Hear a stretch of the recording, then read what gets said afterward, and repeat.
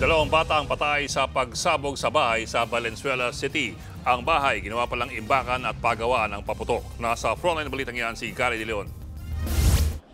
Wala nang mapapakinabangan sa bahay nito sa Marulas, Valenzuela. Basag ang mga bintana, nabutas ang bubong at halos magibana. Nangyari yan matapos sumabog ang bahay na ginagawa palang imbakan ng paputok. Sa tindi na pagsabog, tumilapon ng mga tao sa loob. Kasama sa mga nasawi, ang kambal na babaeng 8 taong gulang.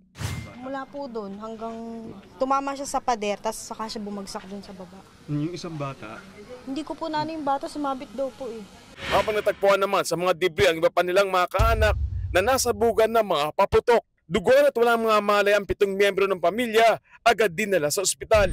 Halos magiba na rin ang mga katabing bahay. Sa larawan ko kasi patansya ko parang C4. Mga C4 parang terrorist attack yung nangyari. Sobrang lakas kasi totally damages, marami na damage na bahay. Manig ba yung paligid?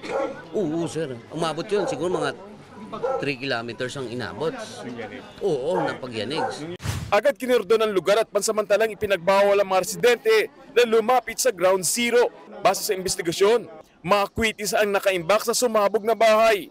May mga chemical din daw na ginagamit sa paggawa ng paputok. Ang kaso, iligal ang kanilang operasyon dahil wala silang permit para gumawa at mag-imbak ng mga paputok, lalo't nasa loob sila ng isang residential area. Ayon pa sa mga bumbero, posibleng may usok sa labas ng bahay at nagkaroon ng ignition, kaya nagkaroon ng pagsabog. Personal na paningin ko lang dyan ay baka po talaga pong nag-store lang para i-resell ito. Pagtitiyak ng city government, mananagot ang may-ari ng bahay. Nagbabalita mula sa frontline, Gary De Leon, News 5. Mga kapatid, Ed Lingaw po, maging maalam at may pakialam sa mga napapanahong balita sa ating bansa. Para sa mas malilimang pagtalakay at paghimay sa mga issue at headlines, mag-follow at mag-subscribe sa social media pages ng News 5.